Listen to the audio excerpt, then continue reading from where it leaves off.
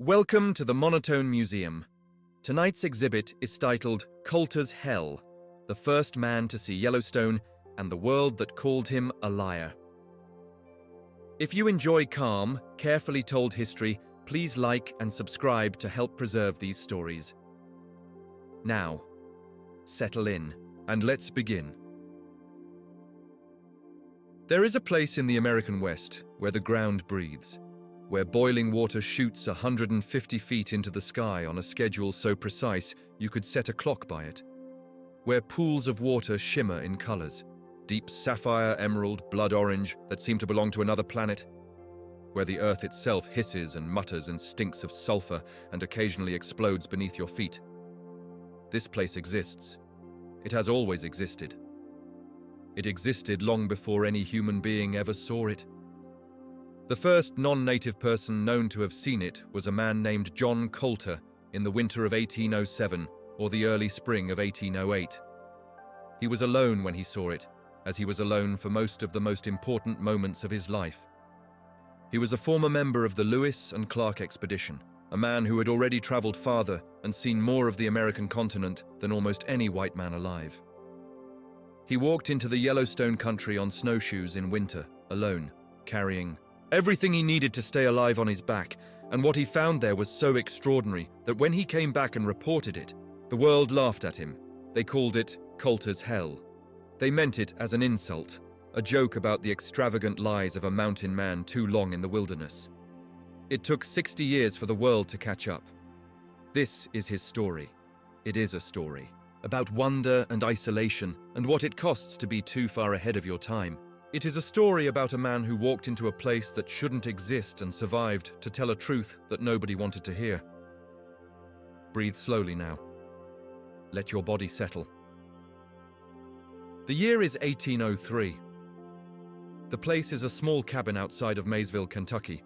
A young man of about 28 years old is reading a notice posted on a tree at the edge of town. He reads it twice, then a third time. He is trying to decide whether to change his life completely. He decides yes. The notice on the tree was placed by Meriwether Lewis on behalf of President Thomas Jefferson. It called for able-bodied, single, men of good character, experienced in the wilderness, to join an expedition to explore the newly purchased Louisiana Territory, a vast, unmapped country stretching from the Mississippi River to the Rocky Mountains and beyond. John Colter read the notice and signed up. This is the first clear fact we have about him. Everything before it is somewhat hazy. He was born sometime around 1774 in Virginia, or possibly 1775 or 1776. The exact date is unknown. His parents were Virginians of Scots-Irish descent, farmers who moved west into Kentucky sometime in silent geysers. Colter's childhood, following the trail that Daniel Boone had opened through the Cumberland Gap into the dark and bloody ground beyond. Kentucky in the 1780s and 1790s was genuine frontier, not the romanticized frontier of dime novels, but the actual article. Dense forest, few roads, frequent violence between settlers and native peoples who understandably resented the encroachment on their territory, disease, poverty, and the constant grinding labor of trying to carve a farm out of land that had no interest in being farmed. Growing up in this environment produced a particular kind of man. Self-sufficient, quiet, observant, comfortable with discomfort, not easily frightened. Colter appears in no records, no school enrollments, no court documents, no church registers, until 1803, when he shows up on Lewis and Clark's list of recruits. We don't know what he did for the 28 or so years before that. We know only what the wilderness made of him, a man who could travel enormous distances alone, who could hunt and trap and navigate and read weather and find water in dry country, who could survive situations that killed other men, and who possessed a quality that the journals of the expedition note repeatedly, a kind of calm, unhurried competence that inspired confidence in the people around him. He was, in other words, exactly what Lewis and Clark needed. He enlisted at Maysville, Kentucky, in October of 1803, and his life changed entirely. The Lewis and Clark expedition, formerly the Corps of Discovery, departed from Camp Dubois, near the confluence of the Missouri and Mississippi rivers, on May 14, 1804. There were approximately 45 men in the party, including the two captains, a contingent of soldiers, several hunters and woodsmen, a French-Canadian interpreter named Toussaint Charbonneau and his Shoshone wife, Sacagawea, who would prove invaluable as a guide and interpreter in the Western country. The Louisiana Purchase, completed in April 1803, had added approximately 828,000 square miles to the United States for a price of roughly $15 million, about 3 cents per acre. President Jefferson almost immediately dispatched Lewis and Clark to explore it, with multiple goals: map the Missouri River to its source, find a route to the Pacific Ocean, establish American claims to the territory, and assess its economic potential, particularly its potential for the fur trade. Colter's role in the expedition was primarily as a hunter. He was one of the best shots in the party, and keeping 45 men fed as they traveled through country where food could not be purchased required near-daily success in the field. The journals mention him in this context repeatedly, going out before dawn, returning with elk or deer or bighorn sheep, keeping the expedition supplied through country where lesser hunters would have failed. But he was more than a hunter.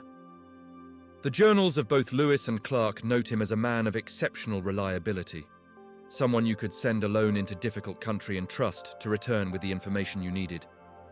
He was dispatched on solo reconnaissance missions that other men were not sent on, given responsibilities that required not just physical capability but judgment. He noticed things. This was, in the end, what mattered most.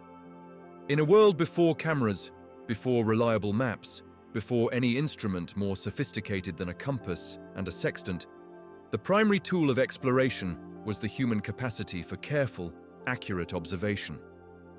Colter had this in extraordinary measure. He looked at a landscape and saw it, not just its surfaces, but its structure, its patterns, its implications. He remembered what he saw with unusual precision. He could return months later to a place he had passed through once and find it again without difficulty. This gift would serve him well in the years ahead. It would also eventually make him a figure of ridicule in the East, because the things he observed and remembered and reported were so far outside the experience of settled people that they sounded, to those who hadn't been there, like invention. The Corps of Discovery traveled up the Missouri River through the summer and fall of 1804, wintering at a Mandan village in what is now North Dakota, a settlement of perhaps 4,000 people, one of the largest communities on the Great Plains, prosperous and sophisticated and deeply experienced in the complicated diplomacy of the Northern Plains tribes. Colter spent that winter learning. He was the kind of man who understood that everyone he met knew something he didn't, and that paying attention to what they knew was a matter of survival as much as courtesy. He listened to the Mandan hunters talk about the country to the west, the mountains beyond the plains, the rivers that ran out of them. He filed it away. The Mandan and Hidatsa peoples of the upper Missouri had an extraordinary geographic knowledge of the American interior, accumulated over centuries of trade, warfare, and diplomacy. They knew the shape of river systems that white Americans wouldn't map for another 50 years.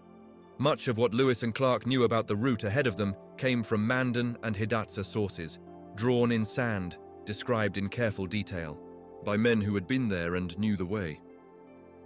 In the spring of 1805, the expedition pushed on. They crossed the northern Great Plains, watching the landscape transform from rolling grassland to increasingly broken country as they approached the mountains. The Missouri narrowed and quickened. The banks grew steeper. And then, one June morning, in 1805, they came around a bend in the river and heard it before they saw it. A low, continuous thunder that grew louder as they approached, vibrating in the air, vibrating in the water beneath their canoes. They rounded the last bend, and Meriwether Lewis, riding ahead on shore, stopped his horse and stared. The Great Falls of the Missouri. 5 separate waterfalls in the space of about 10 miles, the largest dropping 87 feet in a single curtain of white water, the spray rising in a permanent cloud above it, visible from miles away. Lewis wrote in his journal that he lacked the words to describe it, that it was the grandest sight I ever beheld, and that he was glad for once that he had not brought an artist. Colter portaged around the falls with the rest of the expedition, carrying the canoes and supplies overland in the summer heat, bitten by mosquitoes and rattlesnakes, exhausted. He did it without recorded complaint. This was the measure of the man. When Lewis called the falls the grandest sight he had ever beheld and was moved to lengthy poetry, Colter picked up a canoe and started walking around them.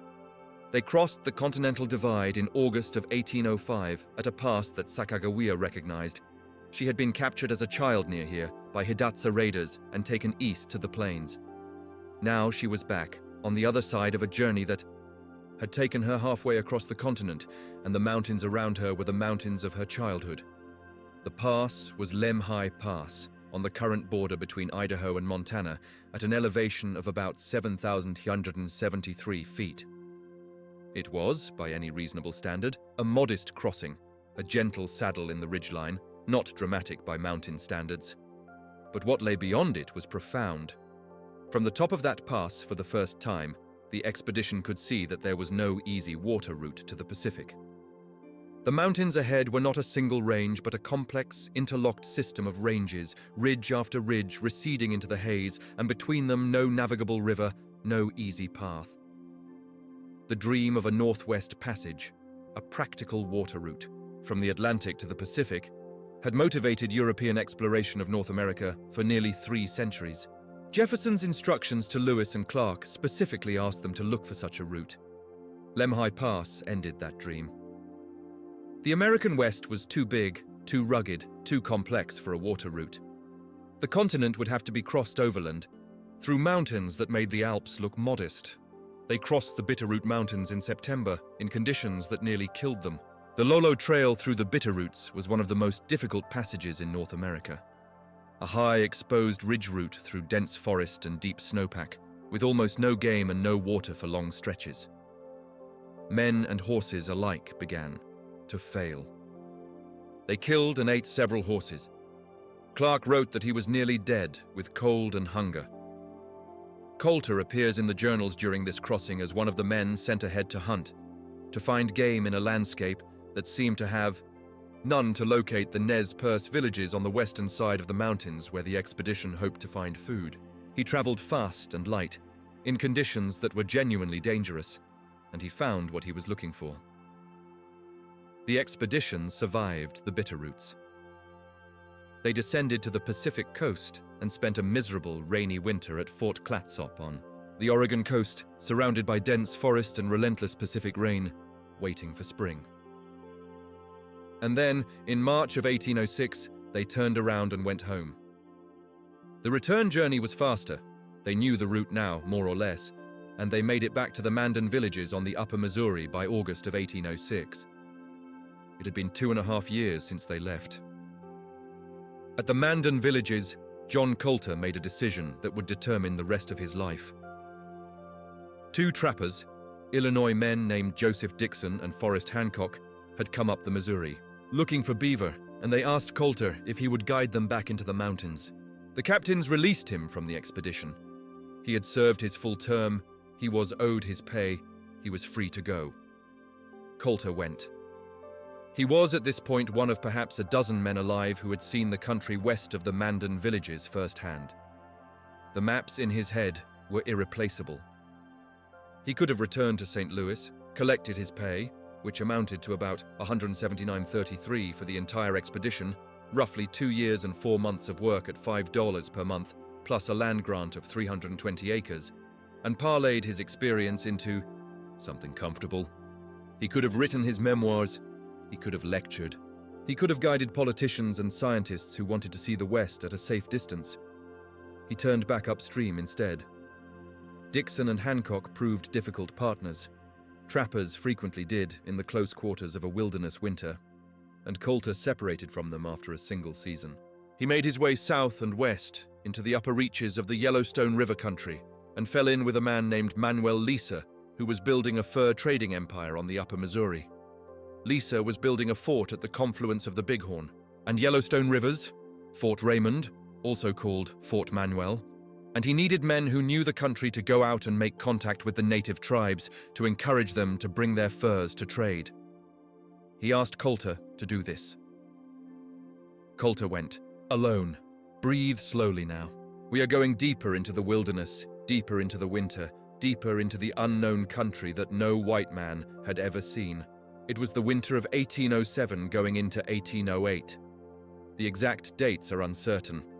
Colter kept no journal, and the historical record reconstructs his journey from second-hand accounts, from the map he eventually helped draw, from the testimony of men who knew him and recorded what he told them.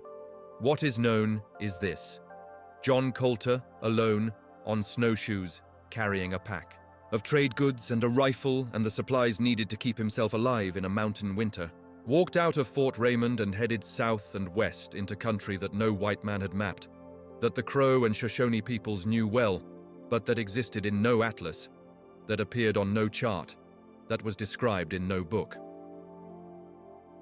The territory Colter crossed on this winter journey is estimated to have covered approximately 500 miles.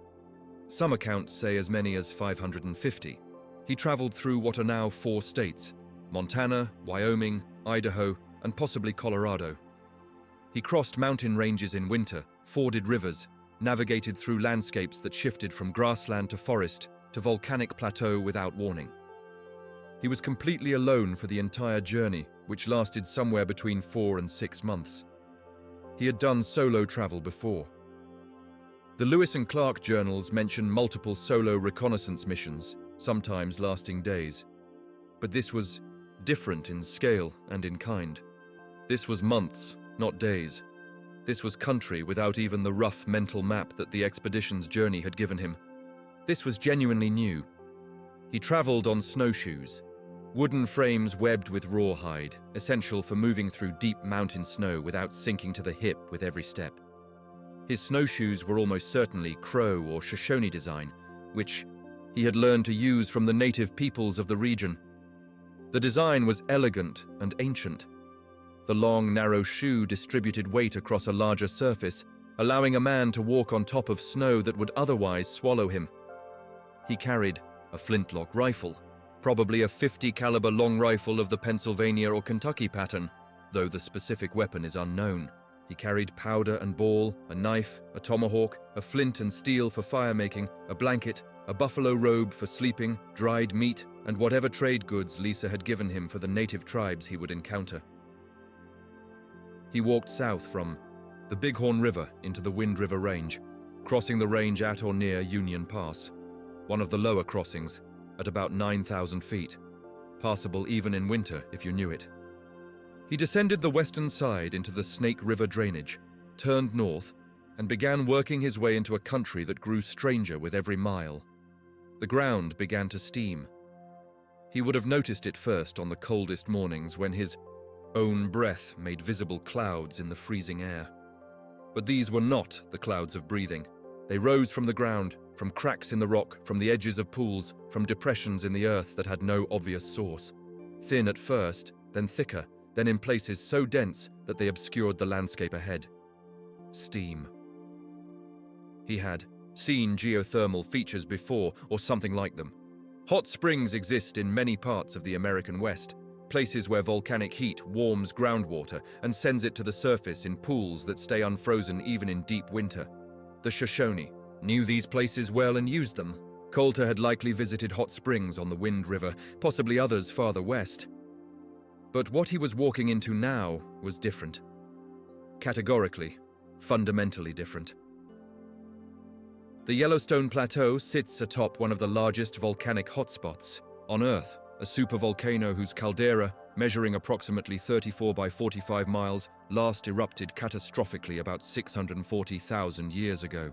That eruption deposited ash across much of North America and ejected approximately 240 cubic miles of material, roughly 2,500 times more than the 1980 eruption of Mount St. Helens.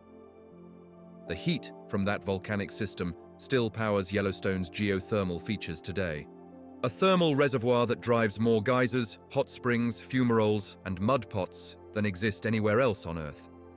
There are, in Yellowstone, more than 10,000 geothermal features, more than 500 geysers, more than half of all the geysers in the world.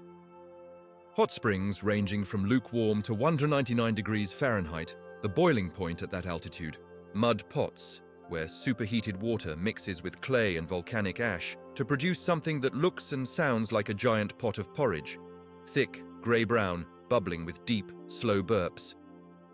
Fumaroles where steam and volcanic gases hiss continuously, from vents in the rock, sometimes at temperatures exceeding 280 degrees Fahrenheit. Colter walked into this, on snowshoes, in winter, alone. Try to imagine it. A flat, heavily forested plateau, the snow deep and white and silent, the trees standing dark and still, and then, without warning, a clearing where the snow has melted away entirely, where the ground is bare and steaming, where the air smells of sulfur and the earth beneath your snowshoes is warm, actually warm, radiating upward through the snow like a fire below a hearth.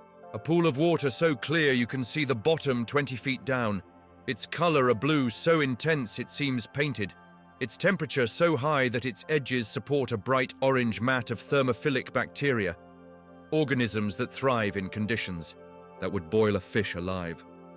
He walked past that pool and the ground erupted. The sound came first, a low, rhythmic thumping from beneath his feet. Not the sound of the earth settling, not the sound of a distant river, but something with a pulse, something that was building. He stopped. Chalk felt it through his moccasins. A trembling, faint but unmistakable, like standing near a mill wheel. Then the roaring, and then, from a cone of pale mineral deposits perhaps 60 feet away, a column of water and steam shot upward with a force that made the air shake. Geysers form when groundwater percolates down through fractured rock to a depth where it is heated far above boiling by volcanic heat. Under normal circumstances, this superheated water would flash to steam immediately. But the weight of the water column above it keeps it under pressure, raising its boiling point. When the pressure finally releases, the water flashes explosively to steam, driving the water column upward. The process repeats as groundwater refills the underground chamber. The most famous geyser in Yellowstone, Old Faithful, erupts approximately every 60 to 110 minutes, driven by this mechanism, and has been doing so reliably for at least the past 2 centuries. Old Faithful, in the winter of 1807 or 1808, would have been surrounded by deep snow, its eruptions sending a plume of steam and water 150 feet into the air, the water crystallizing into ice crystals in the cold air and falling back around the cone in a sparkling shower. In winter, with no other humans for hundreds of miles in any direction, with no sound but the wind and the hiss of steam and the deep underground pulse of water under pressure, it would have been an experience of almost unbearable strangeness. Colter was not a man given to extravagant expression. The accounts of him that survive consistently describe a quiet man, thoughtful, not inclined to drama or exaggeration. But even quiet men are moved by extraordinary things, and the accounts he later gave to other mountain men, accounts that were passed along and eventually written down, suggest that what he encountered in the Yellowstone country struck him as unlike anything he had seen in 33 years of wilderness life. He stood and watched the geyser erupt. Then he moved on, because he had miles to cover, and the light lasted only 9 hours, and he needed to find water and fuel and a sheltered place to sleep before dark. He was a practical man. Wonder and practicality coexisted in him without conflict. Chapter 9. The thermal basin. He spent days in the geyser basins. How many is not known. The accounts suggest he explored widely, not just passing through but moving through the country, with the systematic attention of a man who understood that what he was seeing was unusual and worth understanding. He saw the Grand Prismatic Spring. The Grand Prismatic Spring is the largest hot spring in the United States and the 3rd largest in the world, measuring approximately 370 feet in diameter and 160 feet deep. Its vivid coloration, deep blue at the center fading through green, yellow, and orange at the edges, is produced by different species of thermophilic bacteria that can only survive in specific temperature ranges. The deep blue center is so hot, around 189 degrees Fahrenheit, that nothing can live in it, so the water appears the pure blue of light absorption. The concentric rings of color moving outward are produced by communities of heat-tolerant microorganisms, each species inhabiting its preferred temperature zone. Standing at the edge of the Grand Prismatic in winter, with steam rising from the surface and condensing in the cold air, the colors would have been partially obscured, but partially visible, the vivid rings of orange and yellow bacterial mats glowing through the mist at the spring's edges, the deep blue center appearing through gaps in the steam. It would have looked otherworldly. It would have looked, to a man of 1807, like a glimpse into the interior of the earth itself.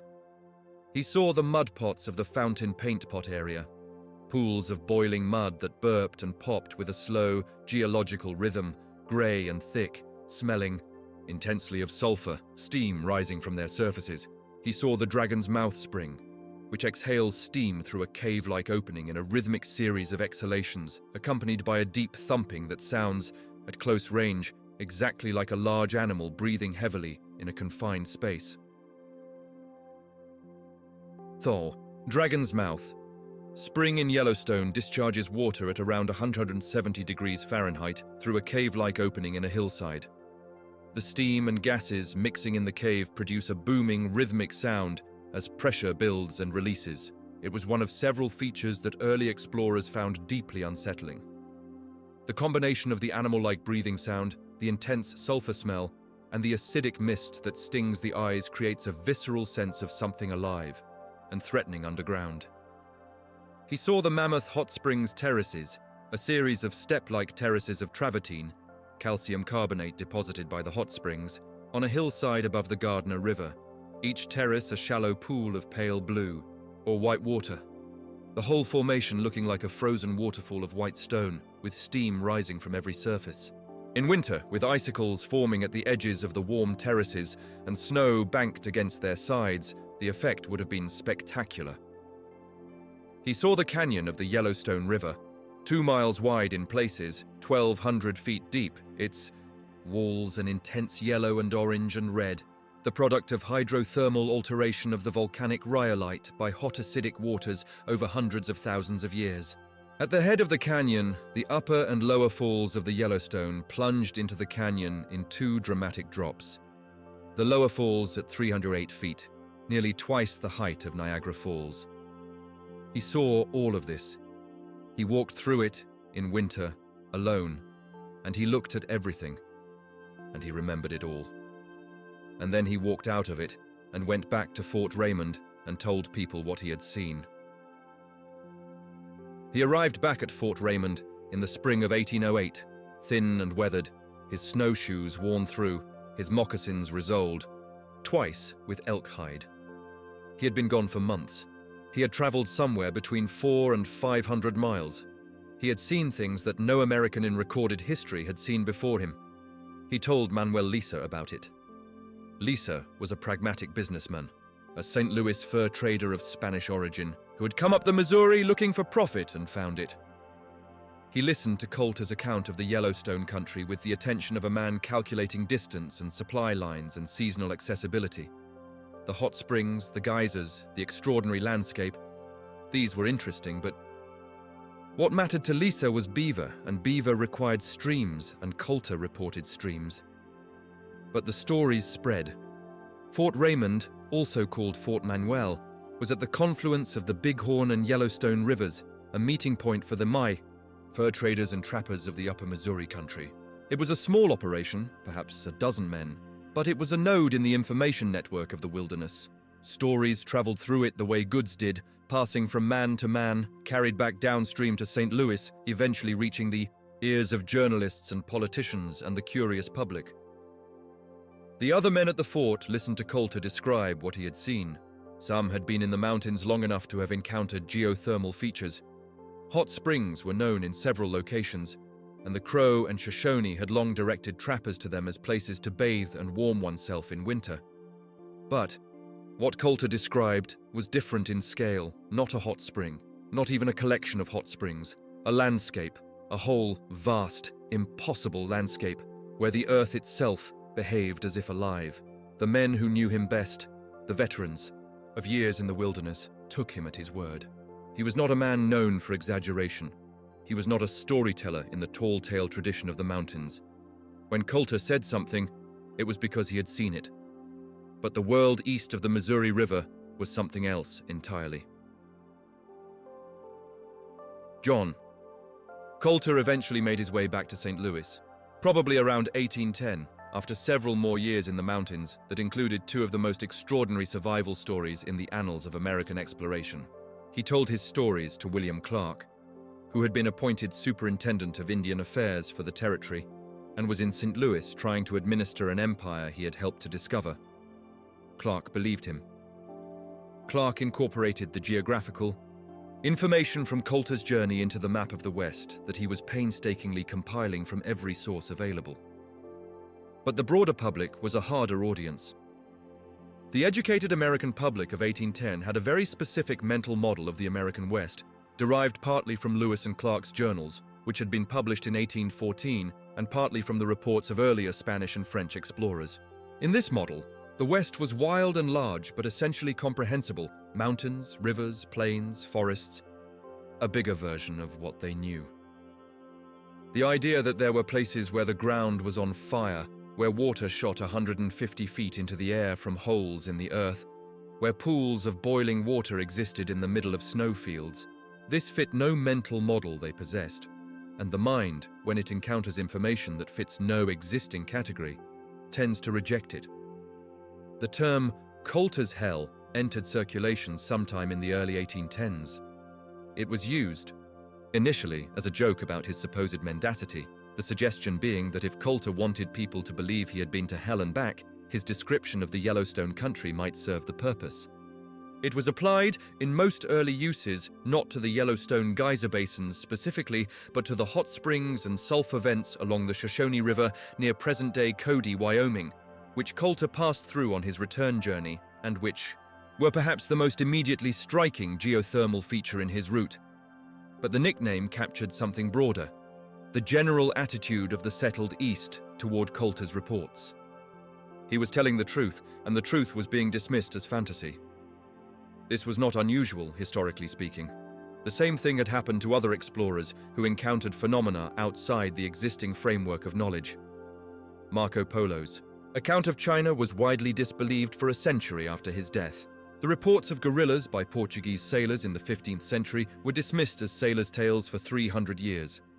When Captain James Cook described the duck-billed platypus to European scientists in 1799, they initially assumed the specimen, a preserved skin sent back to England, was a taxidermy joke, a duck's bill sewn onto a beaver-like body. The duck-billed platypus, Ornithorhynchus anatinus, was so improbable that the first European scientists to examine a preserved specimen suspected fraud. The combination of a duck-like bill, beaver-like, tail, otter-like feet, and, it would later be discovered, egg-laying reproduction violated every category they had for classifying mammals. The scientist George Shaw, examining the first specimen in 1799, reportedly grabbed scissors and attempted to cut the bill off, convinced it had been sewn on. He found it was indeed part of the animal. The platypus was real. The mind that cannot accommodate new information will often reach for the scissors. The minds that could not accommodate Yellowstone reached, metaphorically, for their scissors. They cut away the geysers and the boiling springs and the colored pools and the erupting ground and filed the remainder under wilderness exaggeration. They kept the geography, the rivers, the mountain ranges, the general lay of the land, because that fit their model. They discarded the wonder. Colter knew they were wrong. He didn't press the point. He was a quiet man. Before Colter finally left the mountains for good, he had two more experiences that would be remembered longer than almost anything else in his life, both of them encounters with the Blackfoot Confederacy that tested his survival skills to their absolute limits. The Blackfoot, more accurately, the Blackfoot Confederacy, consisting of three related peoples: the Blackfoot proper, the Kainai, blood, and the Piakani, pagan, were the dominant military power of the northern Great Plains and Rocky Mountain front. They occupied a territory covering much of what is now Alberta, Saskatchewan, and northern Montana, and they had, since the early 18th century, maintained control of that territory against all comers through a combination of diplomatic skill and genuine ferocity. The Blackfoot Confederacy's hostility toward American trappers was not irrational aggression. It was a calculated political and economic strategy. The Blackfoot had developed a profitable trading relationship with the British Hudson's Bay Company and Northwest Company to the north. And American trappers represented both economic competition, depleting the beaver that the Blackfoot traded, and political threat, American expansion into their territory. Their attacks on American fur parties were acts of territorial defense by a sophisticated political entity, not random violence. Colter had encountered the Blackfoot before his Yellowstone journey. On one occasion, he had been with a party of Crow warriors when a Blackfoot force attacked, and he had fought alongside the Crow, which meant, in Blackfoot logic, that he was an enemy of the Blackfoot and would be treated accordingly on any future meeting. In 1808, he encountered them again. He was on the Madison River, setting traps alone in the early morning, when he looked up from his work and saw on the riverbank above him a Blackfoot warrior looking down at him. Then another. Then more, a large war party, perhaps 500 strong, spreading out along the bank. There was nowhere to run. He was in the river, his rifle on the bank above the warriors. He did the only thing he could. He paddled slowly to the bank and stepped out, his hands open, in the universal gesture of non-aggression. The warriors took his traps and his rifle. Then they debated, among themselves, what to do with him. The details of what happened next come from an account Colter gave to Thomas James, a fur trader who wrote it down in his memoirs, published in 1846. It is one of the most extraordinary stories in the history of the American frontier, and the reason it has endured for 2 centuries is that it has the specific, granular detail of something that actually happened. The Blackfoot warriors stripped Colter of everything: his clothes, his moccasins, his weapons, everything. Then one of the leaders, Colter understood enough Blackfoot to follow the conversation, asked him how fast he could run. Colter thought quickly. If he said he was a fast runner, they would give him a head start and hunt him for sport, which might or might not give him a chance. If he said he was slow, they would kill him on the spot. He said he was a poor runner. He was, in fact, a very good runner. John Colter was described by men who knew him as a man of exceptional physical conditioning, the result of years of wilderness life that required sustained exertion at altitude, in all weather. He was probably around 33 or 34 years old at the time of the race, lean and hardened, with the specific cardiorespiratory fitness that comes from years of walking long distances at altitude. The Blackfoot warriors who ran after him were also fit, plains warriors trained for exactly this kind of pursuit, but they were running in full gear, carrying weapons, and they were not apparently as fast as Colter. They gave him a head start of perhaps a few hundred yards, and then the warriors came after him. He ran. The terrain was the Montana plains north of the Madison River, sage and grass and cactus.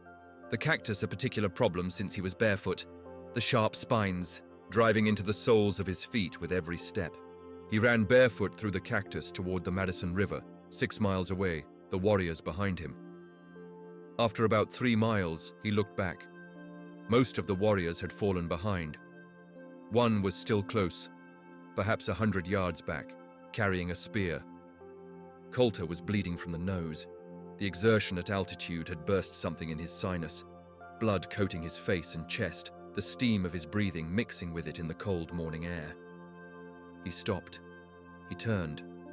The warrior, startled by the sudden stop, stumbled. Colter grabbed the spear, the warrior fell, and the spear snapped.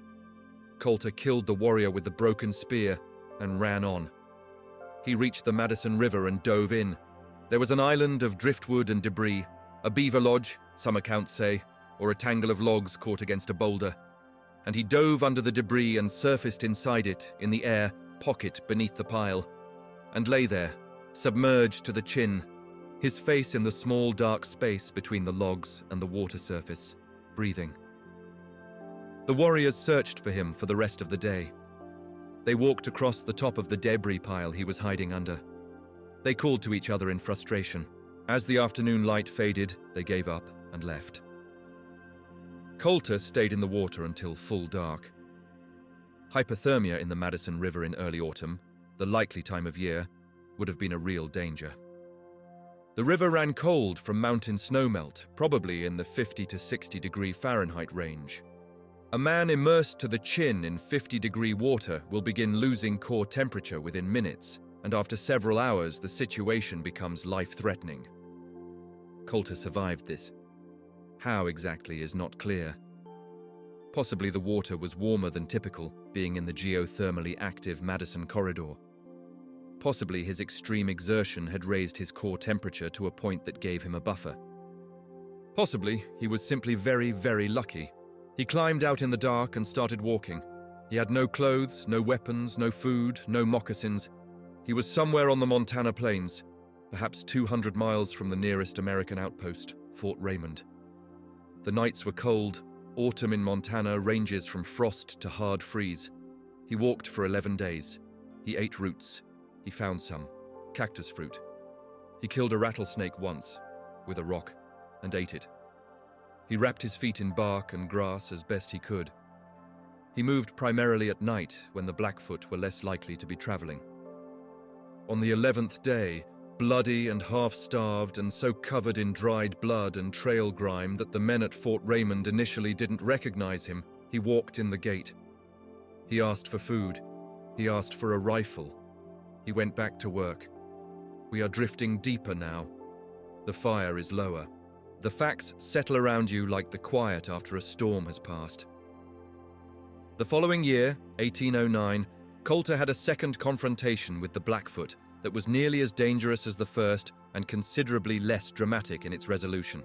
He was trapping with a group of men on the Three Forks of the Missouri, the place where the Jefferson, Madison, and Gallatin rivers converge to form the Missouri proper, one of the most beaver-rich locations in the northern Rockies, and also, unfortunately, deep in Blackfoot territory.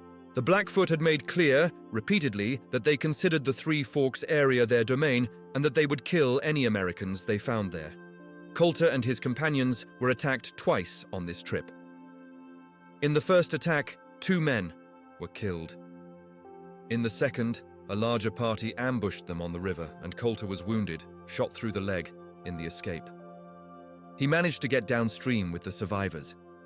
The Three Forks of the Missouri was one of the most dangerous locations in the American fur trade for the specific reason that it was the choke point of the northern Rocky Mountain beaver country. You had to pass through it to reach the best trapping grounds in what is now western Montana and Idaho. And the Blackfoot knew this. They stationed war parties near it regularly and killed dozens of American trappers there between 1807 and 1830. The area became known among mountain men as one of the places where the odds of surviving the season were genuinely not in your favor. After the second attack, wounded and recovering at Fort Raymond, Colter is reported to have made a declaration that was recorded by Thomas James. He promised God, in explicit terms, that if he survived this last encounter, he would leave the mountains forever. He kept the promise. He descended the Missouri River in 1810, reached St. Louis, and never went back. One of the things Colter did when he arrived back in St. Louis was sit down with William Clark and help complete the map. Clark had been working on his great map of the American West since the expedition's return in 1806. It was a monumental undertaking, an attempt to compile everything that was known about the geography of the continent west of the Mississippi. From the journals of Lewis and Clark, from the reports of fur traders and Spanish explorers, from the geographical knowledge of native peoples, and from the accounts of men like Colter who had traveled in the country since the expedition. William. Clark's map of the American West, published in 1814 as part of the official account of the Lewis and Clark expedition, was the most accurate map of the western United States that had yet been produced. For a map drawn before aerial photography, before GPS, before systematic survey, it was a remarkable achievement. Its major errors were relatively few. The Snake River system in the Pacific Northwest was somewhat distorted, and the internal geography of some mountain ranges was approximate. But the overall shape of the West, the courses of the major rivers, the locations of the mountain ranges, the general layout of the country, was essentially correct. Colter's contribution to this map was substantial. The winter journey through the Yellowstone country had given him geographical knowledge that no other American possessed. The course of the Snake River in its upper reaches, the location and general shape of Jackson Hole, the valley south, of the Tetons, now known as one of the most spectacular landscapes in America, the course of the Yellowstone River above the falls, the general shape of the Yellowstone Plateau. On Clark's map, in the area corresponding to the Yellowstone geyser basins, there is a notation, hot spring brimstone. 2 words, in Clark's careful hand, marking the location of something that no other map in existence acknowledged. It was not much. It was not a description. It conveyed nothing of the scale or the strangeness of what Colter had seen. But it was there, a permanent cartographic acknowledgement that something remarkable existed in the upper Yellowstone country, something worth noting. It was the first time the Yellowstone geothermal region appeared on any map. John Colter settled near Dundee, Missouri, on the banks of the Missouri River sometime around 1810 or 1811. He married a woman named Sally Lucy. He took up farming, the occupation he had left 15 years earlier to join a wilderness expedition. The occupation he had apparently decided, somewhere on the long walk back from the Madison River, was preferable to being killed by the Blackfoot. He was about 35 or 36 years old. He looked older. He lived the ordinary life of a frontier farmer, clearing land, planting crops, building fences, raising animals. He had a son, Hiram, born around 1811. He was quiet. He did not apparently talk much about the mountains, except when asked. The frontier farmers of early Missouri were not unsophisticated people, but their world was bounded by what they could see and touch and grow. A man who had traveled from the Mississippi to the Pacific and back, who had seen geysers and grizzlies and mountains and the Pacific Ocean, who had fought Blackfoot warriors and been chased naked across the Montana plains, who had walked alone through a volcanic landscape in winter. This man lived among people whose largest adventure was probably a trip to St. Louis. The gap in experience was vast and largely unbridgeable. It produced in men like Colter a characteristic quiet. He spoke to Thomas James in 1809 or 1810 during his last months in the mountains. James was a literate man who recognized that Colter was describing something extraordinary, and he wrote it down as carefully as he could. James's memoir, published decades later, is the primary source for most of what we know about Colter's personality and the details of his adventures. James described him as a man of middle size, about 5 feet 10 inches high, and 35 years of age. His complexion was quite fair, his hair light. His countenance had an open, ingenuous, and pleasing character. He was a very good-natured man, one of nature's gentlemen. He died in November of 1813, almost certainly of jaundice caused by liver disease. He was about 38 years old. He had been a farmer for 3 years. He is buried somewhere near Dundee, Missouri. The exact location of his grave is unknown. After Colter's death, the Yellowstone country entered a long silence in the public record. Other mountain men passed through it, Jim Bridger most famously, in the 1820s and 1830s, and he became the primary public voice for the wonders of the region, telling his increasingly elaborate stories at the rendezvous and eventually to anyone who would listen. Osborne Russell, a trapper who kept a meticulous journal, visited the Yellowstone geyser basins in 1835 and wrote a careful, detailed description of what he saw that was published in 1914, 80 years after he wrote it. Warren Ferris, another trapper, described Old Faithful in 1833 in a brief but accurate account that received almost no attention. Osborne Russell's Journal of a Trapper, one of the most detailed and literate accounts of life as a mountain man, was written in the 1830s and 1840s but not published until 1914, nearly 70 years after it was written. It contains what many scholars consider the most vivid and accurate descriptions of the Yellowstone geyser basins produced before the U 1870 Washburn expedition. Russell wrote with genuine literary skill and scientific attentiveness, describing the colors of the hot springs, the behavior of the geysers, and the ecology of the region in terms that are recognizable to anyone who has been there.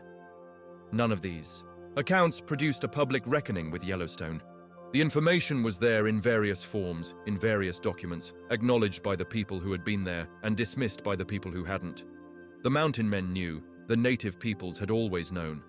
But the settled world, the world of newspapers and Congress and scientific societies, kept its scissors out. It took a painting and a photograph, and a government expedition with the right people in it.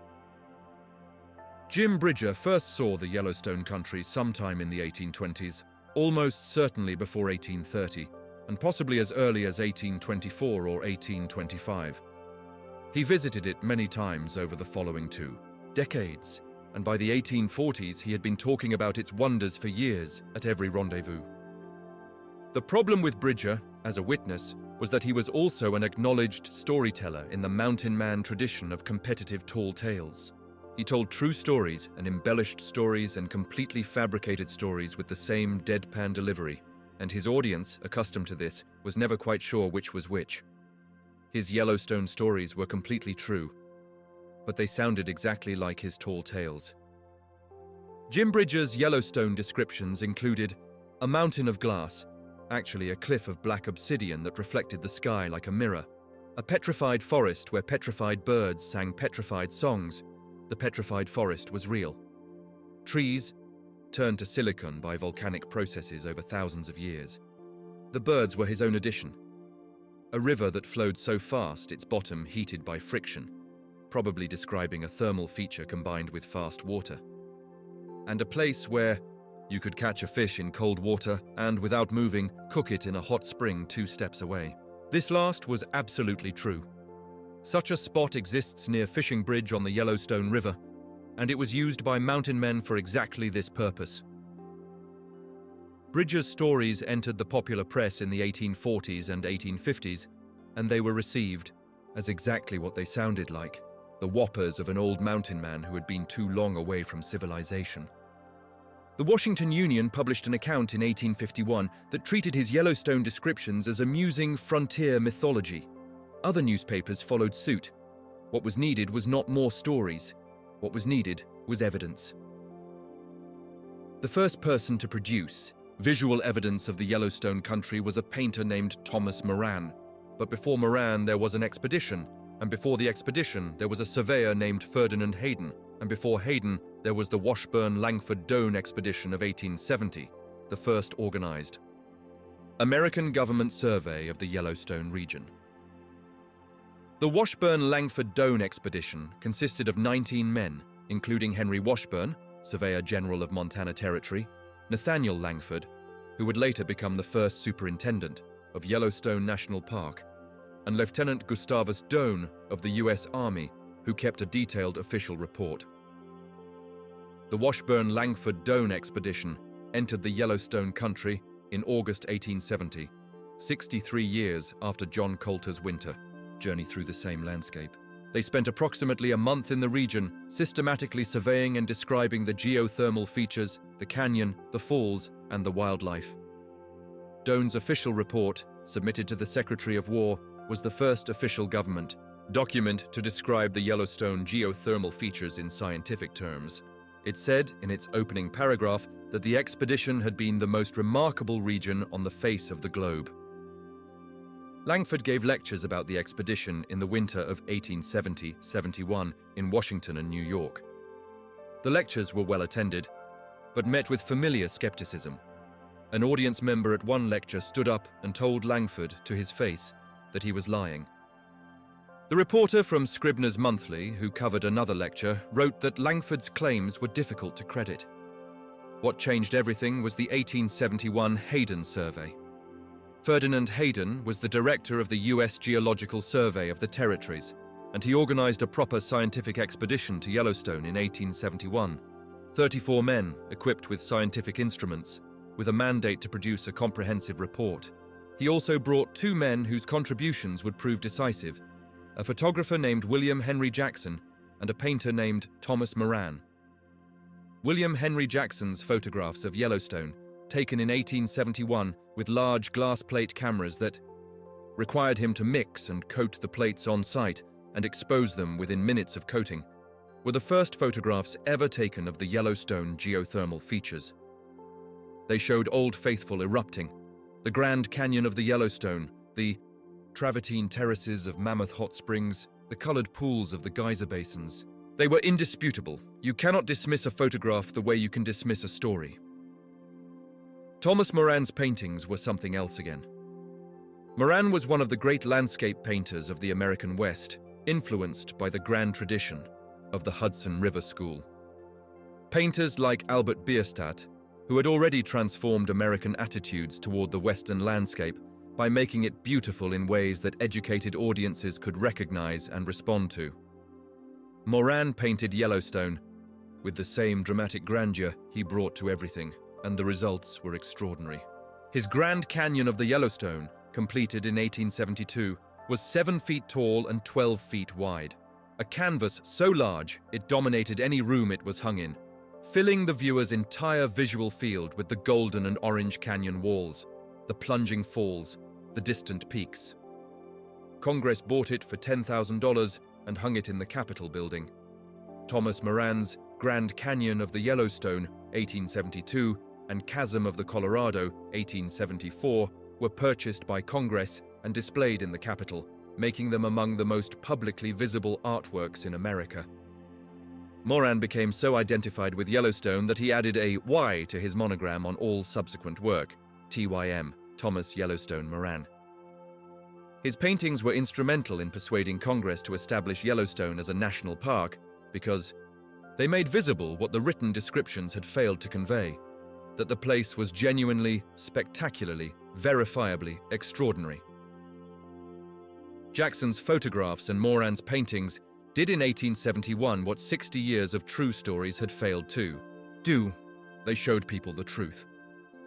And in March of 1872, Congress passed the Yellowstone National Park Act, signed by President Ulysses S. Grant, establishing the region as a public park or pleasuring ground for the benefit and enjoyment of the people, and setting aside more than 2 million acres from settlement or sale. It was the first national park in the world. It was exactly what John Colter had described 65 years earlier. The establishment of Yellowstone as a national park in 1872 was, by any measure, an extraordinary act of foresight, a recognition that some places were too remarkable to be exploited, that the public interest in preserving them outweighed the private interest in profiting from them. It set a precedent that eventually produced the entire national park system, not just in the United States, but around the world. But it is worth pausing for a moment on what was not preserved. The Eastern Shoshone, the Bannock, the Crow, and other native peoples had known the Yellowstone country for thousands of years. The Shoshone word for the geyser basins translated roughly as the place where the ground smokes, or the place of fire and water. Multiple tribes used the hot springs for healing, for warmth in winter, for cooking, and as ceremonial sites. The establishment of Yellowstone National Park in 1872 was accompanied by the exclusion of these peoples from their ancestral territory. They were forbidden from hunting, fishing, or camping in the park, which had been part of their seasonal round for generations. The pristine wilderness that Moran painted and Jackson photographed was not, in fact, empty wilderness. It was a landscape that had been inhabited, managed, and known for 10,000 years. John Colter, walking through the Yellowstone country, in the winter of 1807, was not walking through empty land. He was walking through the territory of the Shoshone and Bannock peoples, who had trails through it, who knew its features, who had names for the geysers and the hot springs and the canyon. He was, in the most literal sense, being led by their knowledge. The routes he followed were Shoshone routes. The passes he used were Shoshone passes. His discovery was a European discovery, a white American discovery, in a land that had never been lost. This does not diminish his achievement. What he did was extraordinary by any standard. The physical endurance, the navigational skill, the careful observation. But it should sit beside the achievement, like a shadow that belongs to the thing it shadows. Let us go back to the geyser. Old Faithful sits in a broad, treeless basin at an elevation of approximately 7,365 feet above sea level, on the Firehole River in the upper geyser basin of Yellowstone. The basin is ringed by lodgepole pine forest on all sides, the trees pale and straight, the forest floor carpeted with pine needles. In summer, The basin is warm from the thermal activity below. In winter, it is Arctic cold except where the thermal features keep the ground bare and steaming. The geyser itself erupts from a cone of siliceous sinter, a white, porous rock deposited over centuries by the silica-rich water of the geyser's eruptions that rises about 3 feet above the ground surface. The cone is roughly circular, about 9 feet in diameter, with an opening at the top, perhaps 1.5 feet across. Old Faithful is called Faithful, not because it erupts at exactly regular intervals, it doesn't, but because it erupts. Predictably, reliably, every single time, with only the interval varying.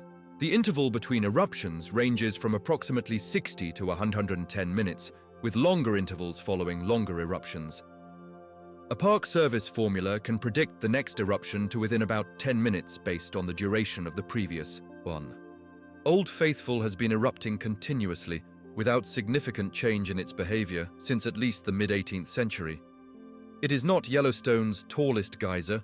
Steamboat Geyser holds that record at up to 300 feet. But it is the most consistent and the most reliably observable.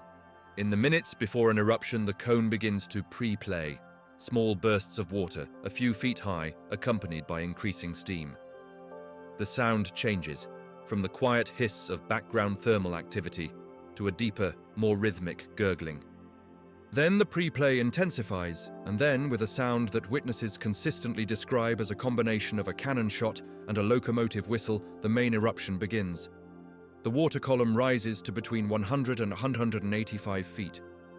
The average is about 145 feet, and the eruption lasts between 1.5 and 5 minutes, releasing somewhere between 3,000 and 8,000 gallons of water. The temperature of the water at the vent is about 204 degrees Fahrenheit, 4 degrees below boiling at that altitude. It cools rapidly as it rises, and in cold weather, much of it becomes steam before reaching maximum height, the plume white and enormous against the sky. John Colter saw this. In winter. Alone. Try to hold that in your mind as you drift towards sleep. A single man on snowshoes in a landscape of deep snow and volcanic steam, watching a column of boiling water rise 150 feet into the winter sky. No context for it. No prior knowledge that such a thing existed. No one to turn to and say, "Do you see this? Am I seeing this?" Just the geyser and the man and the winter silence and the extraordinary, impossible fact. The hot springs of Yellowstone are colored by life. The deep blue of the morning glory pool, the vivid rainbow rings of the grand prismatic spring, the orange, and yellow mats at the edges of every hot spring in the basin. These are not mineral deposits, though minerals play a role. They are biological communities of microorganisms called thermophiles, organisms that have evolved to thrive in conditions that would kill any conventional life. Thermophilic bacteria, heat-loving microorganisms, were first studied seriously in Yellowstone in the 1960s by a microbiologist named Thomas Brock. His discovery of Thermus aquaticus in the hot springs of Yellowstone had consequences that are almost incalculably significant. T. aquaticus produces an enzyme called Taq polymerase that is stable at high temperatures. This enzyme became the key to polymerase chain reaction, PCR, the technology that allows scientists to amplify tiny amounts of DNA into quantities large enough to analyze. PCR underlies modern genetic testing, forensic DNA analysis, paternity testing, ancient DNA studies, and a substantial portion of modern medical diagnostics. The COVID-19 PCR tests used worldwide from 2020 onward were made possible, ultimately, by a bacterium living in a Yellowstone hot spring. The colors of the thermophilic communities reflect the wavelengths of light that different pigments absorb, and reflect combined with the filtering effect of the hot spring water itself. Deep water appears blue because water preferentially absorbs red and yellow light, the same reason the sky is blue and the deep ocean is blue. The orange and yellow colors at spring edges come from carotenoid pigments in cyanobacteria and related organisms, the same class of pigments that make carrots orange and sunflowers yellow. In winter, with steam rising from the hot spring surfaces and condensing in the cold air, the colors are partially obscured. But at the edges of the springs, where the temperature drops to the range where thermophiles can live. The orange and yellow mats are visible through the mist, glowing, vivid, deeply alien. Colter saw this too. He did not know about thermophiles, or carotenoids, or any of the science that would later explain what he was seeing. He saw colors that had no name in the vocabulary of 1807. He saw life in conditions where life had no business existing. He looked. He remembered. He moved on. The Grand Canyon of the Yellowstone is not as large as the Grand Canyon of the Colorado. It is roughly 20 miles long, 800 to 1,200 feet deep, and up to 4,000 feet wide, compared to the Colorado Canyon's 277 miles, of length and depths of up to 6,093 feet. But it is, in its way, equally spectacular. The colors of the canyon walls are extraordinary. Yellow, orange, red, pink, white, and brown. The palette of a landscape that has been processed by hot, acidic water for hundreds of thousands of years. The rhyolite rock that forms the canyon walls was originally grey, the color of most volcanic rock, but hydrothermal activity has altered it chemically, replacing iron-bearing minerals with iron oxides, rust, essentially, that range in color from pale yellow to deep red. The name Yellowstone itself derives from the distinctive yellow walls of the Grand Canyon of the Yellowstone. French trappers, trading with the Minotari people of the Upper Missouri, learned their name for the river, Mi-Tsi-Adazi, or Rock Yellow River. The French translated this as Roche Jaune, Yellow Rock, and the English translation followed, Yellowstone. John Colter named nothing on his journey. He had no official mandate to do so, and he was not that kind of man. But the names that others gave to the features he described eventually became permanent. At the head of the canyon, the Yellowstone River makes two drops in rapid succession. The upper falls drops 109 feet. Then, less than a mile downstream, the lower falls drops 308 feet, nearly twice the height of Niagara, in a single vertical curtain of white water into a pool of green-blue water at the canyon's narrowest point, the walls of the canyon rising above it in their impossible colors. Colter saw the canyon and the falls. The accounts do not describe his reaction. He was not a man who left much record of his reactions. We know only that he saw them because his geographical information contributed to Clark's map, and the canyon appears on that map. He saw 308 feet of falling water in a canyon of yellow and orange stone. He said nothing, apparently, beyond the geographical description. What he felt, he kept to himself. There is a specific kind of loneliness that belongs to the person who sees something that no one around them can see. Not the ordinary loneliness of being physically alone. Colter was accustomed to that, comfortable with. It had chosen it repeatedly when he could have chosen company. But the loneliness of the witness, of seeing something true and extraordinary and being unable to convey its reality to anyone who hadn't been there. Every explorer and naturalist of the era experienced some version of this. Darwin, returning from the Galapagos with his notebooks full of observations that would eventually overturn the foundations of Western biology, sat on those observations for 20 years before publishing them, partly from scientific caution, partly from awareness that the world was not ready to hear what he had seen. Alfred Russel Wallace, who independently arrived at the theory of natural selection while suffering from malaria in the jungles of Borneo, was in many ways in Colter's position, a man in the field, seeing things clearly in a world that could not yet accommodate what he was seeing. Alfred Russel Wallace, 1823-1913, spent 8 years in the Amazon and then 8 more in the Malay archipelago, collecting specimens and making observations that led him to the theory of natural selection, simultaneously with Darwin. He was, in many ways, the greater field naturalist of the two, more willing to go further into more dangerous territory, more comfortable with prolonged solitude, more attentive to the specific details of individual organisms in their specific places. He was also, for most of his life, less famous, less celebrated, and less believed than Darwin. A recurring pattern in the history of discovery, where the person who sees first is not always the person who is heard first. Colter's particular form of this loneliness was perhaps more complete than most. He was not an educated man in the formal sense. No university, no scientific training, no access to the institutions that conferred credibility. He had no drawings, no specimens, no measurements. He had only his memory and his reputation in the settled East was that of a wilderness man, a category that did not, in the minds of educated Easterners, come with automatic credibility. He told the truth. The truth was called a lie. He went home and farmed.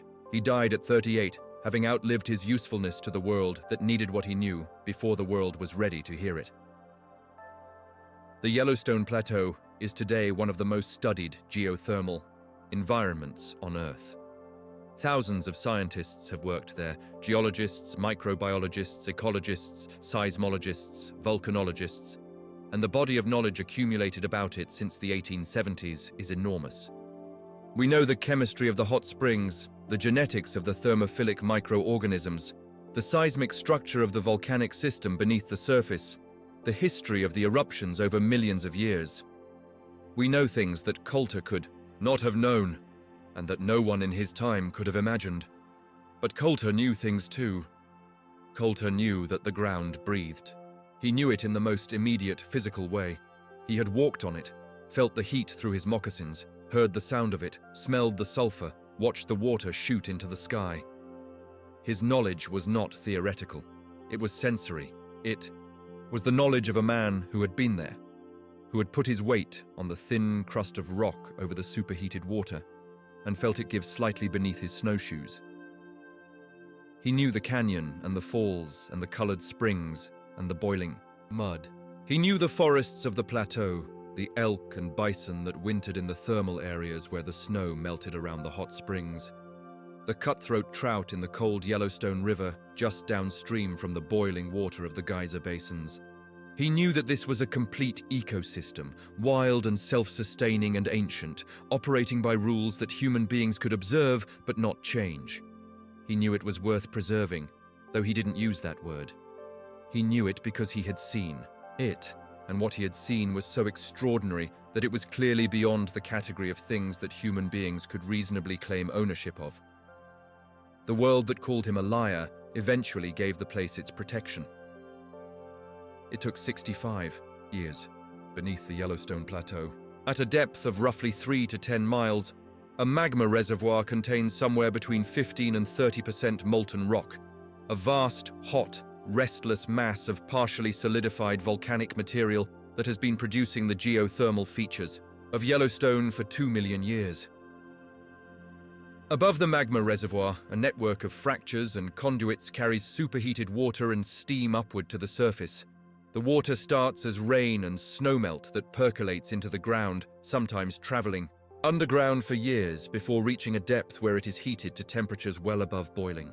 Under the pressure of the water column above it, this superheated water moves upward, sometimes reaching the surface through hot springs that flow continuously, sometimes accumulating in underground chambers under pressure until it is released explosively as a geyser.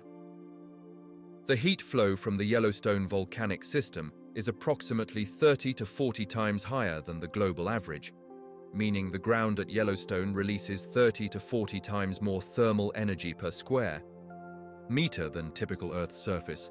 This extraordinary heat is what drives the geothermal features, and it is the reason that organisms like Thermus aquaticus can survive in the hot springs. The conditions in those springs, temperatures between 140 and 205 degrees Fahrenheit, highly acidic or alkaline chemistry, high concentrations of hydrogen sulfide and other volcanic gases, are hostile to virtually all life that evolved in the conventional biosphere. But thermophiles evolved specifically for these conditions, and they thrive in them in communities of extraordinary diversity and biochemical inventiveness. The supervolcano is not dormant. It is simply resting between eruptions in the way that something geological rests on a timescale that makes human history look like the blink of an eye. The geysers erupt, the hot springs bubble, the mud pots burp and hiss. The steam rises in great white columns visible from miles away. The ground shakes thousands of times a year, with small earthquakes that most visitors never feel. The place Colter walked through in the winter of 1807 is unchanged in any meaningful sense from the place that exists today. The same features are active. The same springs are colored the same colors. The same geysers erupt on roughly the same schedules. The same canyon holds the same falls. The same bison graze in the thermal areas in winter, taking advantage of the warmth. The world is different. The wilderness around it has been bounded and named and subdivided. The trails Colter walked on snowshoes are now paved roads with boardwalks and interpretive signs. The silence he traveled through for months is now interrupted by 1.5 million visitors every year. But the ground still breathes. The fire is still there, underneath, patient and very old. He saw it first. John Colter died in 1813, 59 years before Congress established Yellowstone as a national park. He never received any formal acknowledgement of his discovery. There was no expedition named after him, no mountain named after him, no government report that cited his winter journey as the first American exploration of the Yellowstone country. The name Colter's Hell persisted, but it was applied differently over time, as it became clear that the geothermal features were real, as the Washburn expedition and the Hayden survey confirmed everything that Colter and Bridger had been describing. For decades, the name lost its ironic edge. It was no longer a joke about a liar's imaginary inferno. It became a genuine place name, applied to the geothermal area along the Shoshone River near Cody, Wyoming, that Colter had passed through on his return journey. The specific area now called Colter's Hell, the Shoshone Canyon hot springs near Cody, Wyoming, was significantly more active in Colter's time than it is today. The geothermal features there have diminished considerably over the past 2 centuries, probably due to shifts in the underlying hydrothermal system. What Colter saw there in 1807 or 1808 was apparently substantially more spectacular than what exists today. A reminder that the geothermal landscape of the Yellowstone region is not static, but constantly changing, features appearing and disappearing, on timescales of decades to centuries. There is a small monument to Colter in Dundee, Missouri, near where he farmed and died. There is a Colter Bay on Jackson Lake in Grand Teton National Park, just south of Yellowstone, named in his honor. There is a Colter Peak in Yellowstone itself. The naming happened slowly, decades after his death, as the significance of what he had done became clear. These are modest memorials for a life of extraordinary achievement. But Colter would probably not have cared about memorials. He was a man who moved through the world with his attention on what was in front of him, the next ridge, the next river, the next valley, not on what would be remembered about him. He walked into a place that the world didn't know existed. He saw things that no one of his kind had seen. He told the truth about them, and the truth was dismissed. He shrugged and went home and planted corn. The world caught up eventually. Imagine him in the last hours of the winter journey, coming down from the thermal plateau and back into the ordinary mountains. The geysers behind him now, the colored springs behind him, the boiling mud and the volcanic steam and the canyon of Yellowstone behind him. Ahead, the Bighorn River, the Missouri, Fort Raymond, food, fire, company. He was walking fast now. He had been out for months and his food was low, and the cold was deepening as the winter turned toward its darkest. His snowshoes were worn and needed repair. His moccasins were resoled to the point where the repairs were themselves being repaired. But he was moving well. He was, by the measure of the wilderness, fine. He had been cold before, and hungry before, and alone before, and he had learned that these things, while unpleasant, were manageable. The mountains had nothing new to teach him about suffering. He had already been taught. What the mountains had given him this winter was something else, a vision. Not in the mystical sense, and he was not a mystical man, but in the precise sense, something seen, something put in the eyes and the memory and the quiet internal library that every careful observer keeps, the accumulation of seen things that constitutes, in the end, a life. He had seen the fire underneath the world. He would tell people about it. They would disbelieve him. He would not be surprised. He had seen their world too, the world of houses and newspapers and polite conversation and the general reasonable assumption that the earth was a stable, knowable, manageable place. He understood why they couldn't accommodate what he had seen. Their world didn't have room for it. His world did. He walked down the last slope toward the river, the snowshoes rasping on the frozen snow, the cold air clean in his lungs, the last of the mountain light lying long and copper across the white country ahead. He thought about food. He thought about fire. He thought about sleep. He didn't think about whether he would be believed. Behind him, in the darkness above the thermal plateau, a geyser erupted, a white column of steam and water rising into the black winter sky, invisible.